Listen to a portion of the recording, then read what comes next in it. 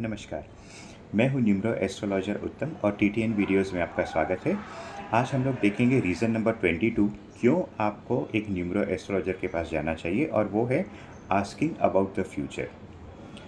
कई लोग बहुत सारे लोग इस दुनिया में हैं जो अपने भविष्य के बारे में जानना चाहते हैं कि क्या भाई मैं आउटसाइड इंडिया ट्रैवल कर पाऊँगा कि नहीं? क्या कोई बीमार है तो ठीक हो पाएगा कि नहीं? क्या मैं पैसे वाला बनूँगा कि नहीं? ठीक है? क्या मेरी शादी इससे होगी कि नहीं? तो ये सब क्वेश्चंस हैं रिलेटेड टू द फ्यूचर। अब यहाँ पे ये सब सवाल पूछने का मैं ये नहीं कहने चाह रहा हूँ कि आपको ये सवाल नहीं पूछने चाहिए। लेकिन जितनी अहमियत हम लोग फ्यूचर के बारे में दे रहे हैं या फ्यूचर को दे रहे हैं, उतनी ही अहमियत एक्चुअली हम लोग को प्रेज़ेंट में देने की बहुत ज़रूरी है। अब मैं इस सवाल का जवाब देने से पहले मैं कुछ कहना चाहूँगा कि मान लीजिए कि आपके घर में कोई बहुत बीमार है, ठीक है? और आपने किसी ज्योतिष को दिखाया और ज्योतिष ने कहा कि नहीं ये इंसान तो मान लीजिए बहुत बीमार है, वो अब ज़िंदा नहीं रहने वाला है। तो क्या आप उस मरीज़ को अस्पताल नहीं ले जाएँगे? बिल्कुल ले जाएँगे, ठीक है? अगर किसी ने ये कह दिया कि नहीं आपको आउटसाइड इंडिया जाने का वीज़ा नहीं मिलेगा, तो क्या आप वीज़ा लेने की कोशिश ही नहीं करेंगे? ठीक है? अगर किसी ने ये कह दिया कि भई आप है ना कभी धनी नहीं बनेंगे, तो क्या आप धन कमाने की कोशिश भी नहीं करेंगे? ठीक है?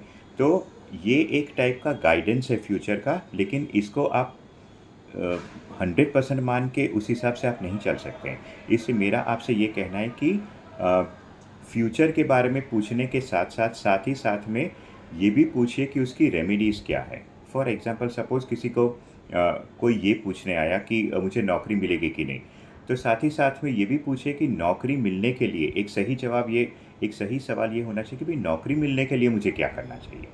या फिर अगर आउटसाइड इंडिया ट्रैवल करना है, तो आउटसाइड इंडिया ट्रैवल करने के लिए मुझे क्या करना चाहिए?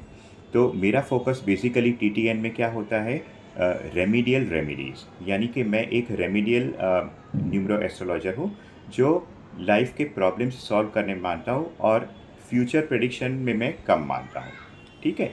एक चीज़ मैं हमेशा आपको कहना चाहता हूँ कि कोई भी चीज़ जब तक आप करके नहीं देखेंगे, तब तक आप 100% ये नहीं बता सकते कि आप उसमें सफल होंगे या विफल।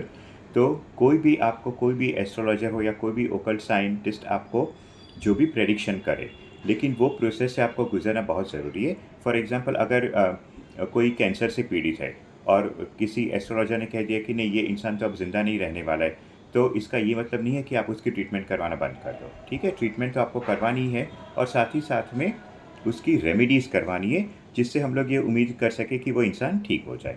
ठीक है? तो ये हमेशा आपका अप्रोच होना चाहिए। तो नेक्स्ट टाइम जब भी आप टीटीएन में आए या किसी के पास भी जाए, तो ये हमेशा ध्यान रखिएगा कि फ्यूचर के बारे में पूछने के साथ-साथ और इम्पोर्टेंट ये जानना ज़रूरी है कि अभी प्रेज़ेंट में हम लोग क्या कर सकते हैं। ठीक है? ताकि वो फ्यूचर हम लोग का अच्छा बने। इस वीडियो में बस सिर्फ़ इतना ही। नमस्कार।